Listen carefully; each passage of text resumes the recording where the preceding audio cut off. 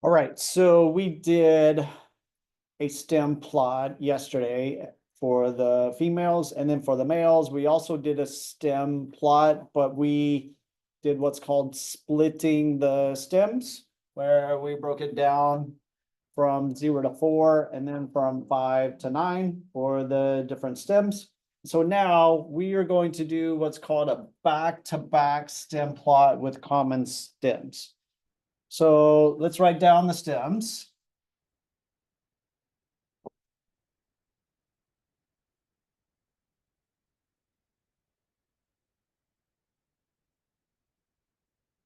Four, and then five. Kind of ran out of room there. Let me squeeze it in. We're gonna draw two lines to denote the stems.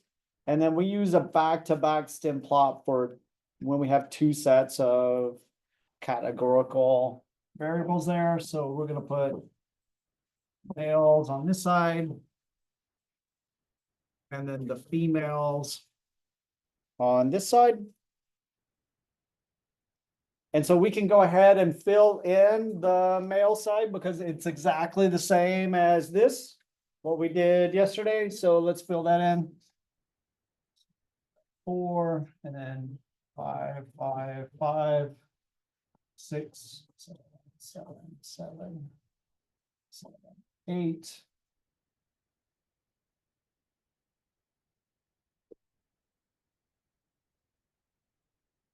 $22, and then 35 and 38.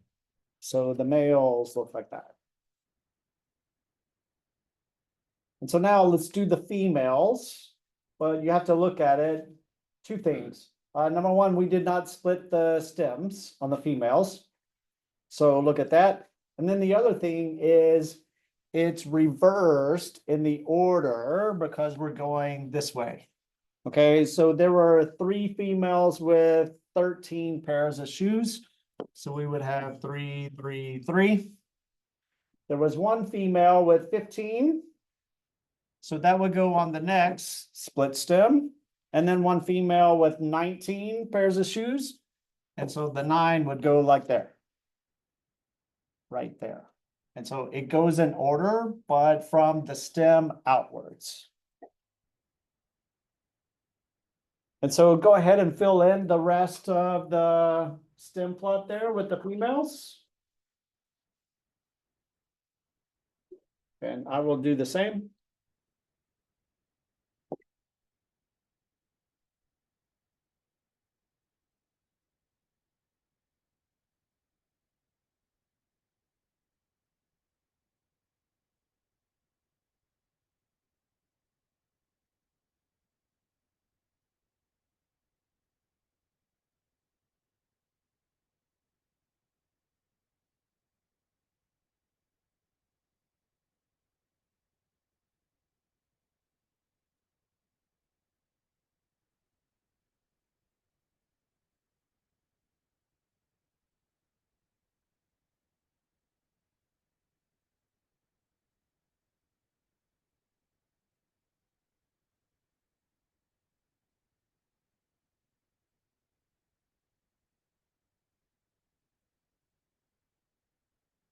Okay, and take a look at your back-to-back stem plot.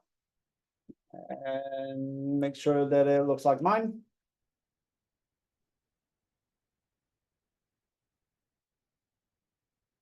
And if you will look at the next page, it says to compare the distribution of the number of pairs of shoes for both males and females in the school. And so anytime it says compare the distribution, we are going to, what are we going to do? Use some socks. What does socks stand for again? Shape, outliers, center, spread. All right, so here we go. I should probably add, you always need to add context for that. Put it in context. What type of distribution are we looking at? Number of pairs of shoes. Okay, so I'm gonna say, well, let's look at it. What is the shape of the male distribution? It's probably skewed right. All right. So if we were to flip that, lay that down on the axis, the outliers there make it skewed to the right.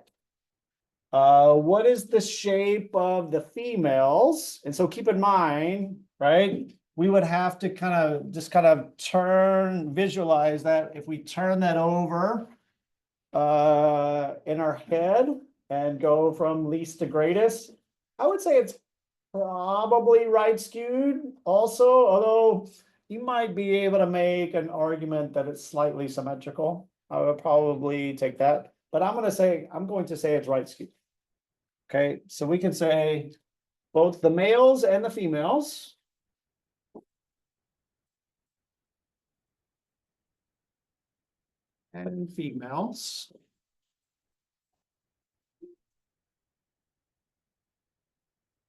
have a distribution of number of pairs of shoes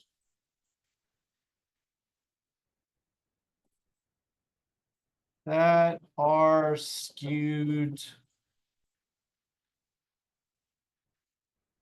right.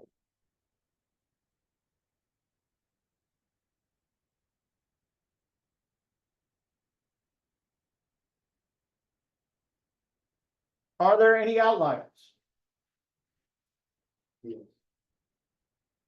Probably for the males at 35 and 38. I don't think the females have any outliers, right? Because it's fairly continuous there, right? On the stems. Is 22 an outlier for the males? Maybe. Okay. There's a mathematical way to calculate outliers. All right. And we will look at that later. All right. But for now, we're just eyeballing it. So I'm going to say the male distribution has two outliers.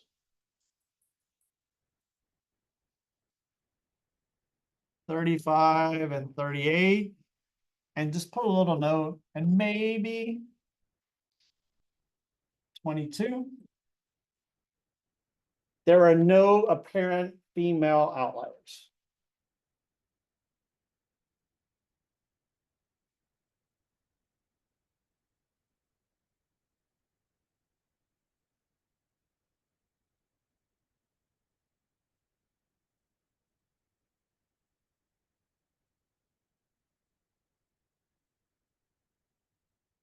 All right, center, we're going to use the median for right now. And your calculator will also calculate this, all right? And so I will show you that a little later. I'm just going to give you the median right now, but you can look at it. Here's what I want you to notice. Which one is higher, the males or the females? The median of the females would be higher than the males, right? So we're going to say the median of the males between 8 and 10 is less than the median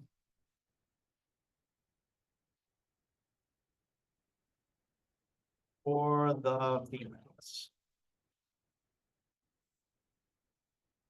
which is 26. And again, if it says to compare the distribution, we are always using statistical language to make that comparison. So I'm saying the median for the males is less than the median for the females. And finally, for the spread, we can say the number of shoes for females varies more. It goes from 13 to 57.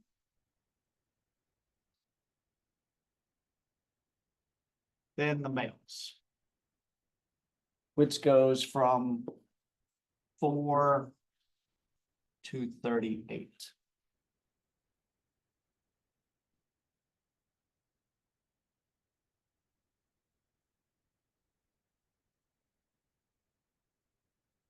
All right. Sometimes the data set is too large to draw a stem plot. And so a common graph that is used to show the distribution of quantitative variable, especially for large data sets, is called a histogram. And a histogram looks kind of like a bar chart, except the bars touch. And so here's what we're going to do. We're going to look at the histogram and then draw a histogram by hand. And then I will show you how to do that on your calculator. Sometimes it might be faster to just do it by hand, but you also probably need to know how to do that with your calculator. So let's take a look at this. And here's what I want you to do. We're going to make a frequency table. And so we are going to count the number of males and females that have pairs of shoes from 0 up to 9, including 9, but not including 10. Okay, so look at you can look at this quickly with the back-to-back stem plot. There are no females that have less than 10 pairs of shoes, but there are males. And it looks like there are 10 of them. So I'm going to put the count there, the frequency count at 10. So go ahead and fill in the rest of the frequency table there for me, please.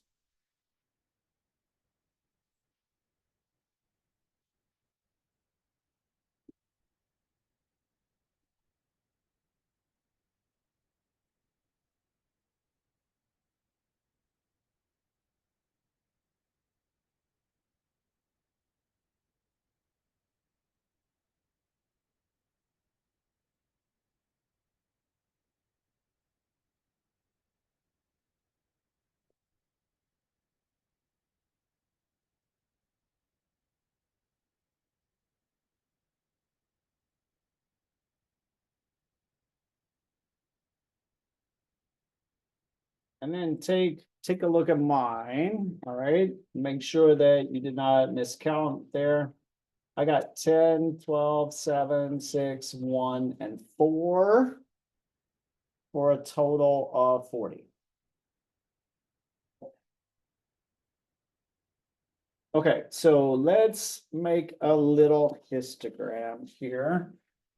So it's gonna look like this. All right, we're gonna have our frequency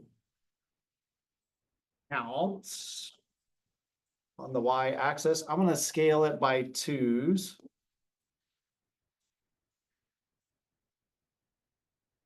Two, 6, 8, 10, 16.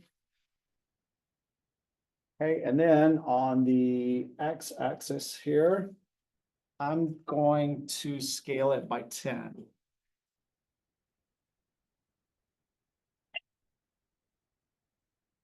Pardon the interruption. I just want to make sure we have some technical difficulties.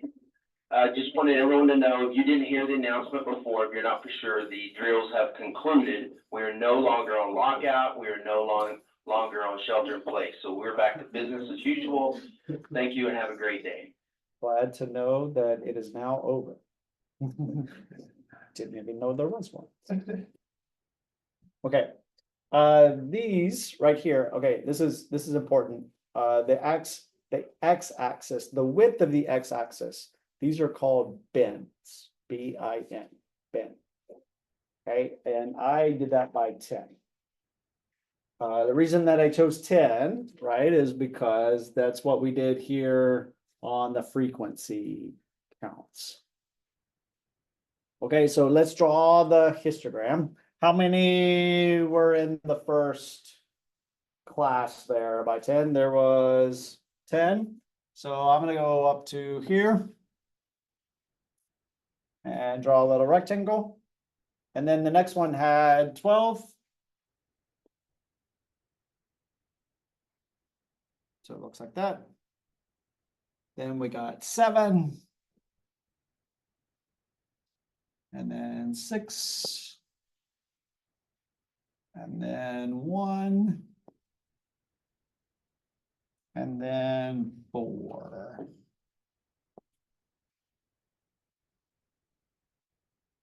So our histogram looks like this.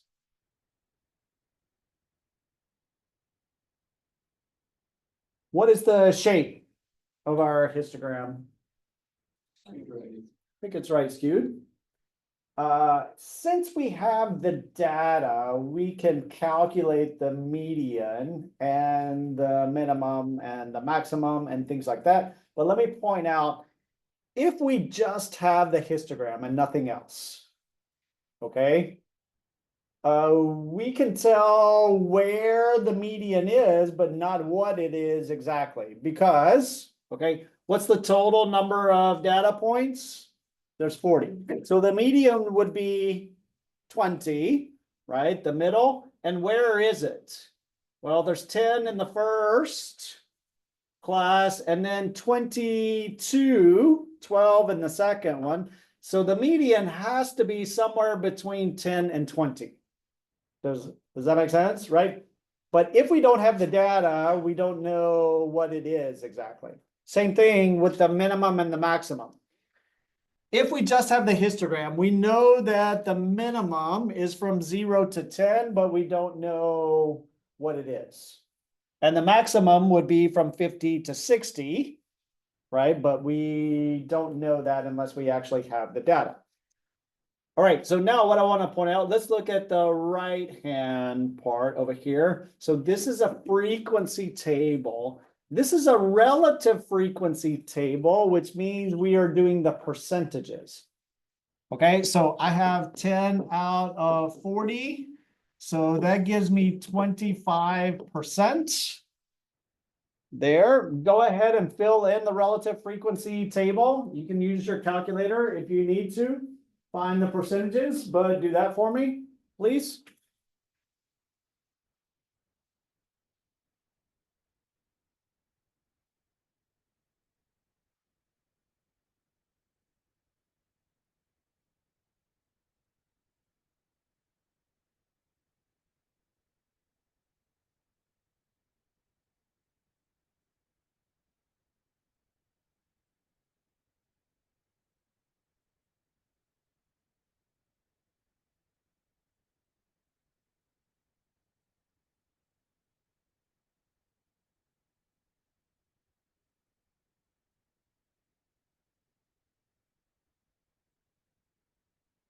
And then you can check your percentages with mine. All right, so I had 25, 30, 17.5, 15, 2.5, and then 10. And a question for you. If I were to make a histogram of the percentages, would it change from the frequency? In other words, what would the histogram of the relative frequency graph look like in comparison to the frequency graph?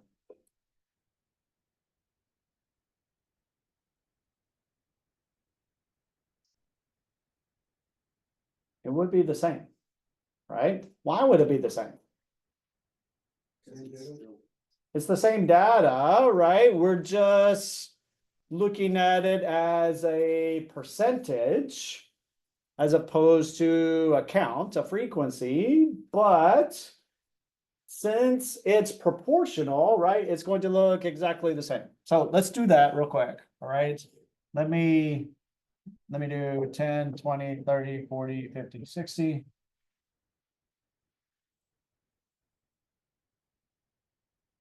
And this is the number of shoes. And the difference would be, this would be a percentage. So let's go by 5, 10, 15, 20, 25, 30.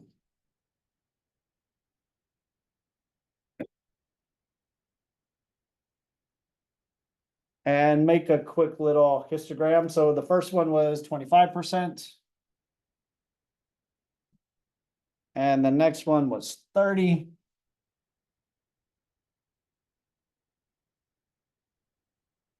And then 17.5. And then 15. And then 2.5. And then 10. Right, and so you can see, I had to kind of squish it together there to get it to fit on the screen, but you can see that the shape and all of that looks exactly the same because it is proportional. Okay. So we're going to do like two more things. In just a second, we're going to describe the distribution, but right now I want to show you how to use your calculator to do a histogram. So make sure you have your calculator.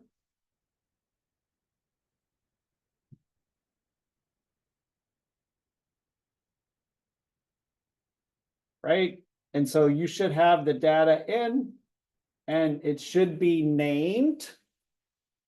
So I want you to highlight the cell next to the column where you put the data.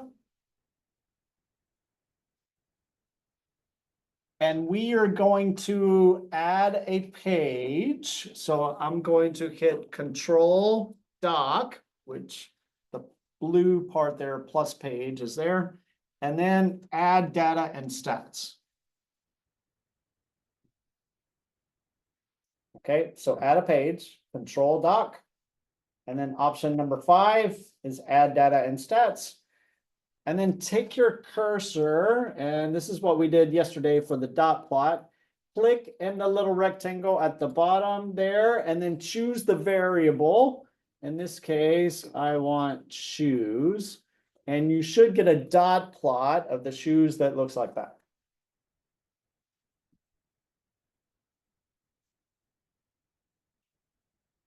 Okay.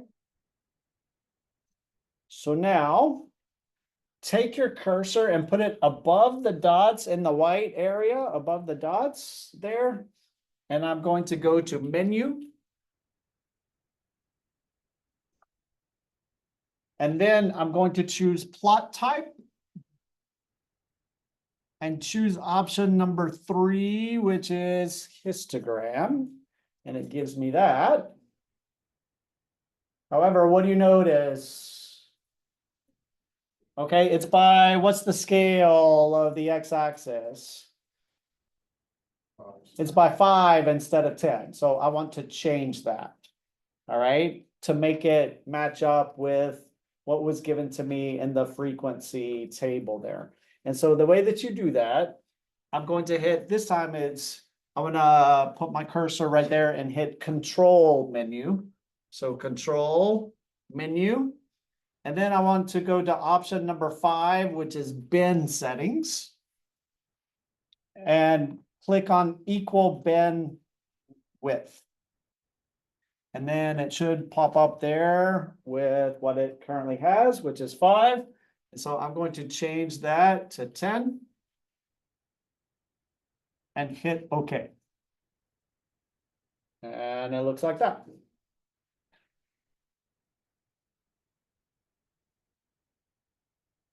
And so one last thing. Okay, if you got stuck there or lost, I will help you in just a second. But let me show you one last thing. All right. If you take your cursor and move it over to the y-axis, it will change to that symbol where it has 2 arrows. You can click on that and then drag the histogram down there if it does not fit in the screen. There, everybody see that?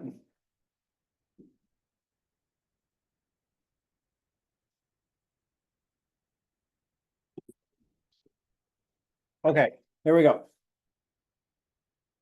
Last thing that we will do here for the notes, and then I'll show you a few more things on the calculator.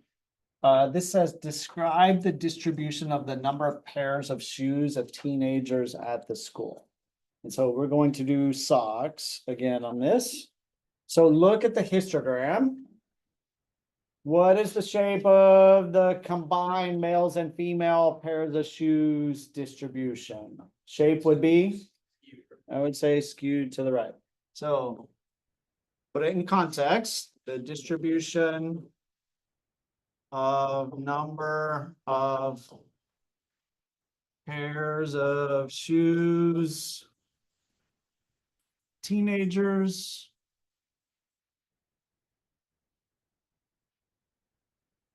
is skewed right. And I could also say, I could say it is unimodal also. Which we looked at yesterday. Bimodal, there would be two clusters of data there, all right? So we can say that this is unimodal, okay? Any outliers? Doesn't, I don't think there are if we combine the data, all right? If you look at it, all of this is kind of connected, right? If we had another one way over here somewhere, or with a gap there, I think that we could say it's an outliers, but I'm gonna say there does not appear to be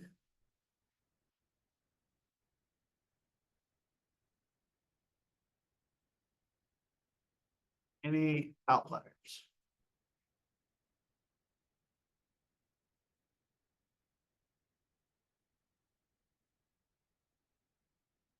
And so now, we have the data, so we can find the median, but I'm going to treat this as if we did not have the actual data, but just the histogram. So again, there are 40 total data points. We know that, right? Because of the total frequency. And so the median has to be number 20. And number 20, there's 10 in the first one and 12 in the second bin. Therefore, the median has to be between 10 and 20. So I'm going to say the median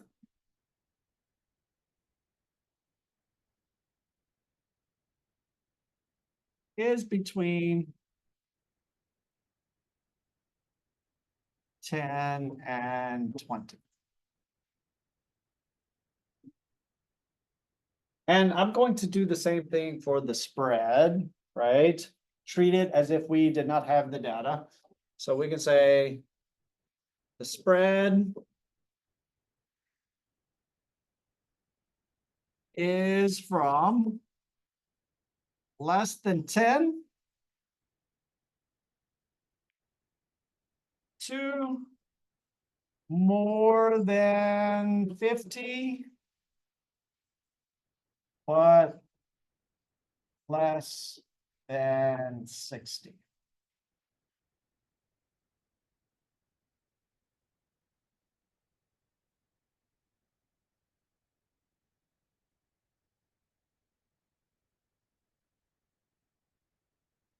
Okay, any questions for me?